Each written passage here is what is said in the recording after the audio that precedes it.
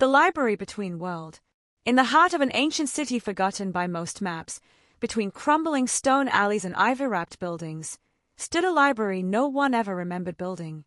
It didn't appear on records, nor did it ever close, yet the thick wooden doors bore no handle, no sign, no hours of operation. The scent of parchment drifted faintly through the narrow street it guarded, and those who noticed it at all spoke of it only in hushed tones, as though whispering about a ghost that might overhear. Layla found the place entirely by accident. She was chasing a stray notebook that had slipped from her satchel in the wind. It tumbled through alleyways as if possessed by a purpose, ducking beneath archways and skipping over puddles like a stone across water. Just as she bent to snatch it, it skidded to a stop at the base of a large oak door embedded into the side of an impossibly narrow building.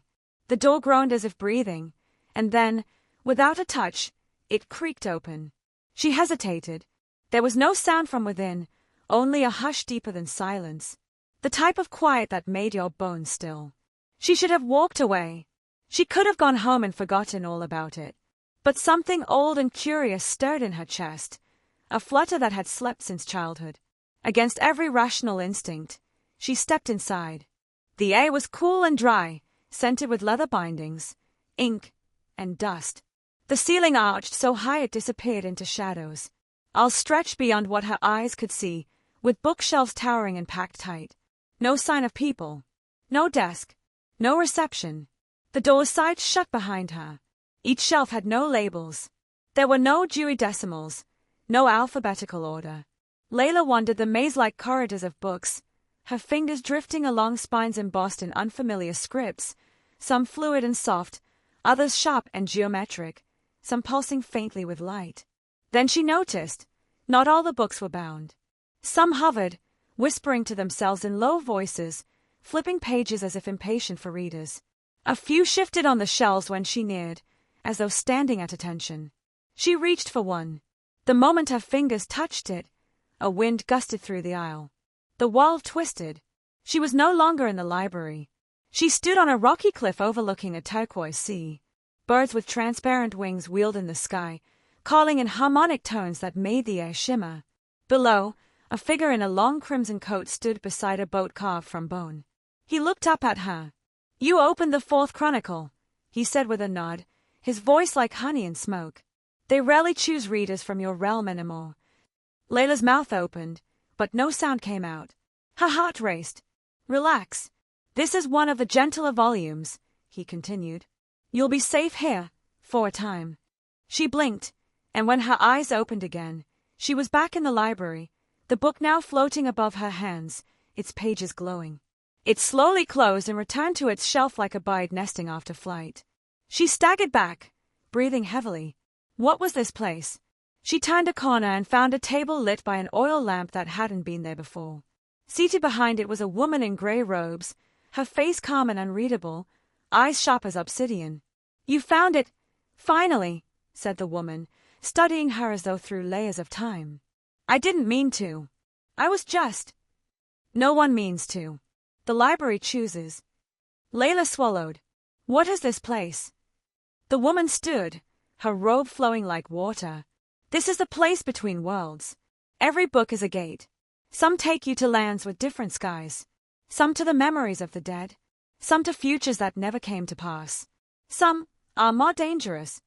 Is this a dream? If it were, would you still be asking?" Layla looked around. "What happens if I take the wrong book?" "Then you may not return," the woman said, her voice steady. "Or worse, you might bring something back." She led Layla deeper into the maze.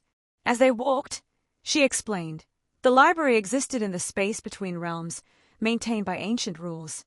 Time moved differently here. Readers were rare, chosen by the books themselves. Many had come before Layla, and many had never left. "Why me?" Layla asked. "I'm no one special." The woman didn't answer directly. Books don't seek greatness. They seek necessity. They passed a door marked by symbols that throbbed gently. "What's in there?" Layla asked. The woman stopped. "That room holds the unwritten tomes. Books still forming. Dangerous, volatile. They are built from imagination, but if touched, they crystallize, become real. even if they shouldn't. Layla stared at the door. It felt alive. Have any ever read them? One, the woman said softly. He became the unwritten king. Now even we cannot read him. Layla shivered. I want to leave. You may, but the library never forgets a reader. The path back to the entrance was different. New bookshelves had grown, rearranging the corridors. The library was never static, the woman explained. It shifted based on memory, curiosity, fear.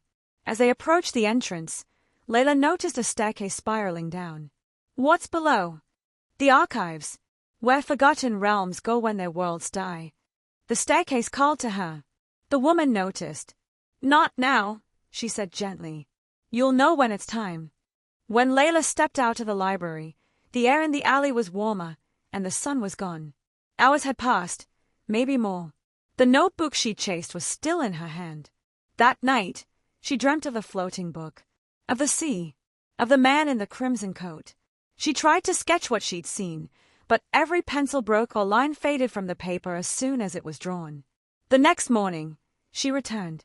The library's door was still there, still without handle, still somehow inviting. It opened for her again. This time, it revealed a wing she hadn't seen before, a hall of memories. Books bound in skin soft covers, glowing faintly. She passed a shelf labeled If You Had Turned Left, and another titled The Child You Never Were. Her breath caught when she saw a book with her name. It pulsed when she neared. Against her better judgment, she opened it.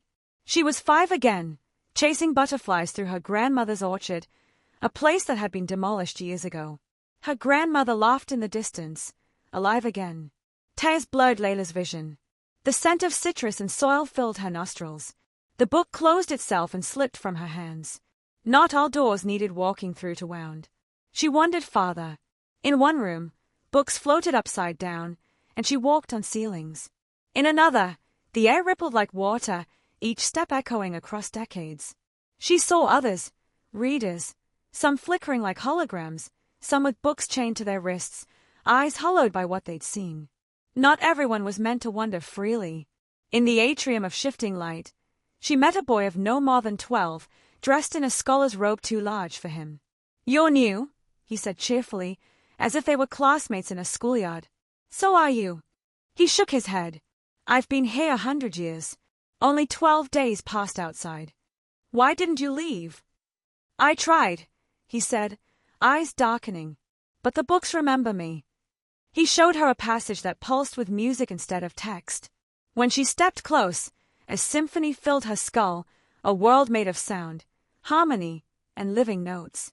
She stumbled away before it could pull her in. Some books don't tell stories, he said. They asterisk are asterisk stories. Layla felt herself changing with each visit. Colors outside seemed duller, conversations slower. Her reflection in the mirror grew more distant, like watching someone else pretend to be her. And she kept returning. Once, she opened a tome bound in iron, lined with chains. A battlefield erupted from its pages, soldiers made of smoke clashing in endless war. She screamed, and the book slammed shut, almost crushing her fingers. The gray-robed woman found her afterward. You're beginning to understand, she said. The library is not a place for answers. It is a forge. A forge. It makes, unmakes, and remakes. You came here with questions, but every book you open also opens you. But I don't know who I am anymore. Then you're closer than most. One day, Layla came to the atrium and the staircase leading down to the archives. This time, she didn't need to ask. The woman was already waiting at the top. You're ready, she said, her tone solemn. Layla descended. The air grew colder, thicker. Books whispered louder here, some crying, some laughing maniacally. She passed shelves glowing red, covered in frost, stitched with human hair. Then she came to a chamber of mirrors, each one showing a world as it ended, one drowned in fire, another frozen mid-breath, a third consumed by vines that whispered in a forgotten tongue. At the center of it all was a pedestal. On it lay a single book, black cover, no title. It was warm. When she reached for it, her hands trembled.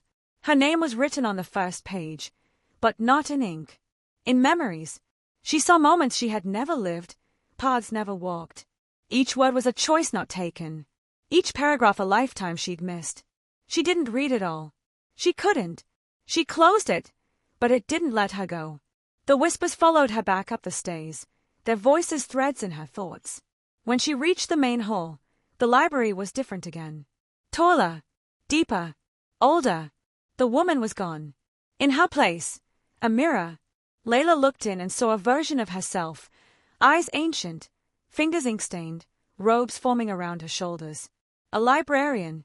The library had chosen her, not just to read, but to remember. And somewhere, in the infinite corridors behind her, another door began to creak open. She did not open the door behind her. Not yet. There was a pulse in her fingers now, a low tremor of something old and heavy.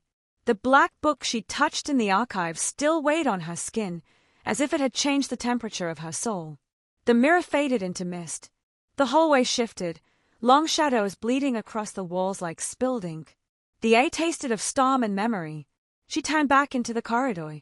The shelves had moved again. Layla wasn't startled. She had long stopped being surprised.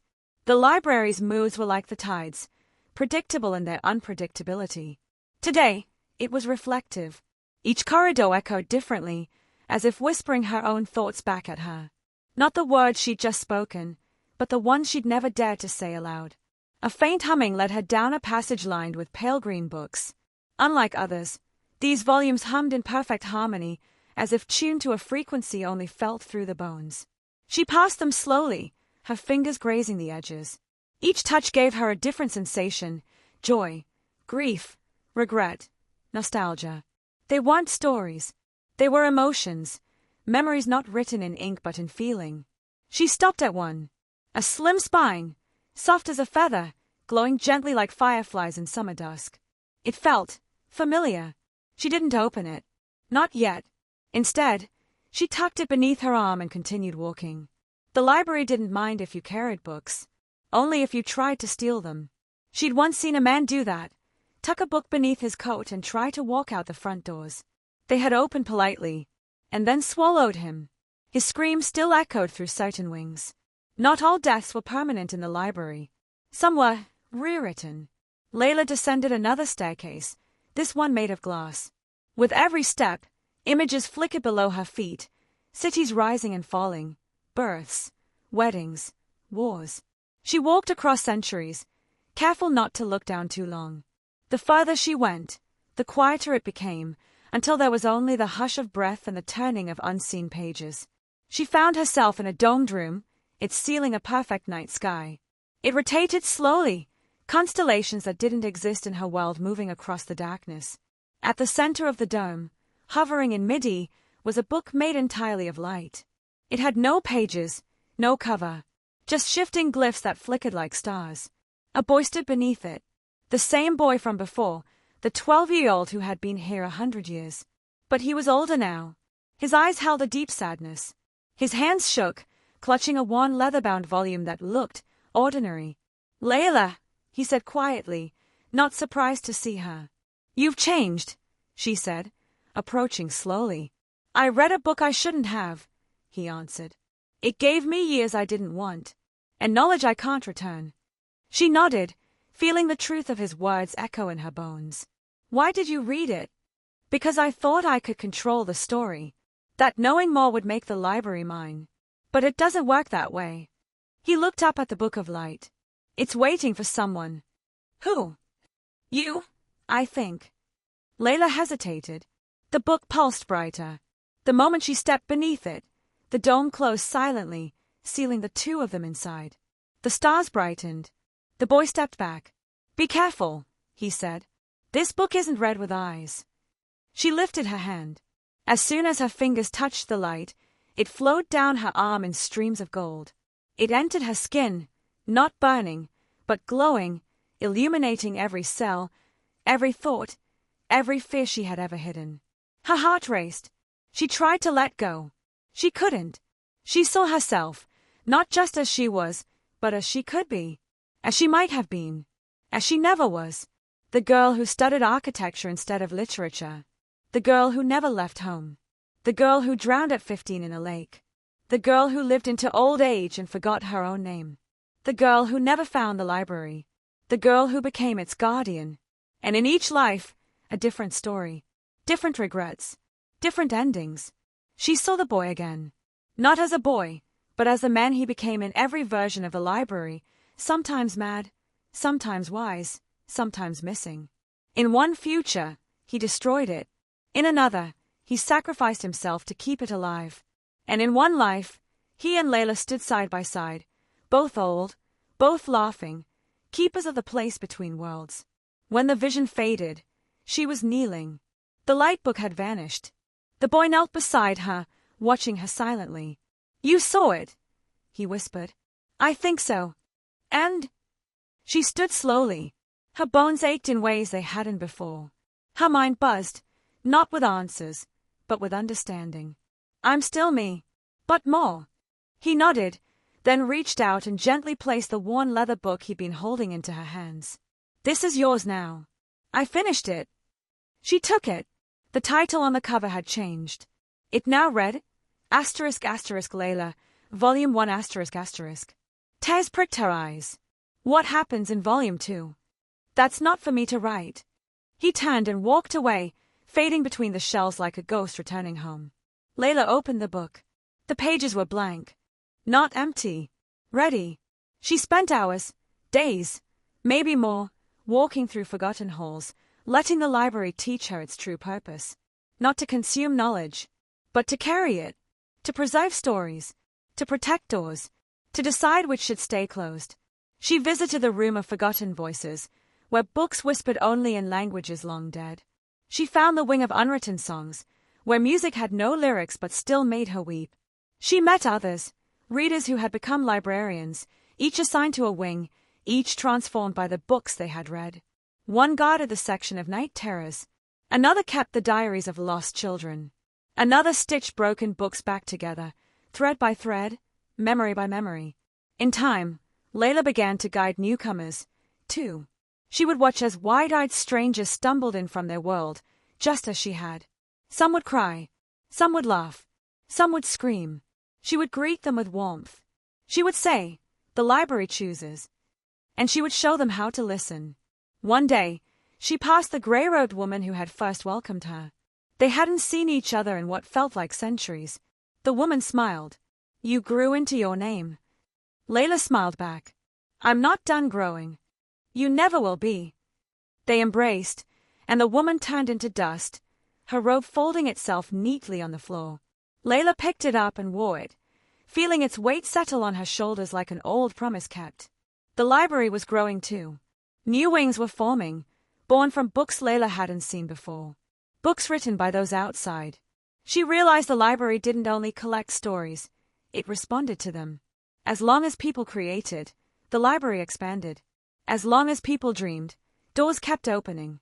One morning, as she stood before the great atrium of floating tomes, she noticed something odd. A book, a small, red-covered volume, trembling on its shelf. She stepped closer. The shelf was labeled, *Worlds Yet to Be. The book vibrated violently when she neared. Its pages opened mid-air, releasing a burst of wind so strong it blew out the lanterns in every hallway. And from the book stepped herself. Another Layla. Older. Scarred. With eyes full of stars. "Hello," the other said, her voice rough from wind and war. "I need your help." Layla stared, heart racing. "I've come from a collapsing library," the other Layla said. "Our doors are failing. The books are being unmade. You are one of the last stable ones left." "But how did you get here?" "I read your volume." Layla stepped back. The library was no longer between just her world and others. It was now a web connecting infinite libraries, infinite Laylas, infinite readers. And one of them was dying. "I need your ink," the other Layla said quietly. "Just a few drops. To rewrite the collapse." Layla hesitated. Giving ink was no small act. It was life, memory, identity. But she had been chosen once. And now she understood why. She uncorked her pen. The tip glowed gold. The other Layla extended a page. She wrote, ****, this library shall not fall." Asterisk asterisk. The words sank into the page like roots into soil. The A shivered. Somewhere, far beyond, a door repaired itself. The scarred Layla smiled. Thank you. She returned to her book, and it closed gently behind her. Layla stood alone now. But not truly. Somewhere deep in the library, the black book from the archive stirred again. Somewhere farther, a child found a notebook in an alley. Somewhere else, a story was being born. And Layla, librarian, reader, gatekeeper, turned toward the shifting halls, her robe billowing behind her, a new door creaking open with a sound like thunder and a whisper that said, asterisk asterisk, come see what waits beyond the page. Asterisk asterisk. Layla followed the sound of the door creaking open, slow, deliberate, and old beyond time. The hallway ahead shimmered with violet light, like starlight trapped in fog. Each step echoed not just through the marble beneath her feet, but into her own thoughts, memories bouncing faintly against the walls like forgotten echoes returning home. The door was unlike any she had seen. Not wooden, nor iron, nor stone. It was woven, threads of light and shadow braided together, pulsating as though it breathed. In the center was a small symbol, a closed eye. It opened as she approached. Beyond it lay a chamber suspended in the void. There were no walls, no floor, only a platform of ancient books floating midi, held together by chains of sentence and syntax. The stars above didn't belong to her sky, and the ones below blinked like living things. And at the center of it all stood a chair. Not a throne, a reader's chair. It was empty. A voice filled the space. Not spoken aloud, not heard with ease, but felt in her bones. The voice wasn't the library's. It was hers. Her own voice, echoing across infinite versions of herself. Every Layla who ever found the library. Everyone who stayed. Everyone who left. They spoke now, together.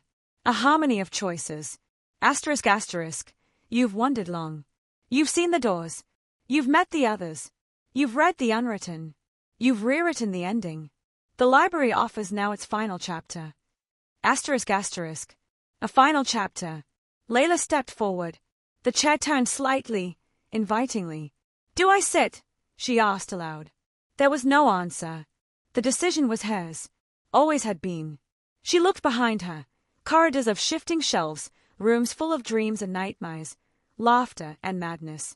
She had walked through stories that would outlive planets, met ghosts who had never lived, healed wounds carved not in flesh, but in forgotten paragraphs. And she had changed. More than once, she had wondered what her life would have been had she never entered the library. Who she might have become. Whether her mother would have smiled more. Whether she would have had a normal life, job, home, lovers, loss. But now, as she gazed into the endless galaxies of narrative behind and before her, she knew. She had lived more than one life already. And the library was not her prison. It was her purpose. She sat today. The A shimmered. From the void above, books began to fall, gently, like snowflakes. Some glowed, some burned, some bled ink as they floated toward her. One by one, they arranged themselves into a spiral, orbiting her like moons. The chair began to rise, and with it, her heartbeat. She felt it again, that warmth in her hands. Ink. It flowed from her fingertips now, golden and soft. She opened her palm, and a quill appeared, ancient, curved, made from the feather of something too large to be remembered. A page unfurled before her, blank and vast. Her story waited. She dipped the quill, and began. She wrote not of herself alone, but of others, of children who stumbled into stories to find healing, of kings who traded crowns for peace, of monsters that wept and were forgiven, of lands buried under memory and unearthed by kindness. Each word she penned became a world, each paragraph, a possibility, and somewhere far behind her, the library settled into silence. A peaceful hush. She was no longer just its reader. She had become its heart. Then the last page came. The quill hovered. She looked at it for a long time. Some endings, she knew, should not be written too quickly. But the moment came. She smiled, and she wrote, asterisk asterisk, and when the last story was told, the library between worlds remained, waiting, not for endings, but for the next dreamer to arrive, notebook in hand, chasing something lost in the wind. Asterisk asterisk.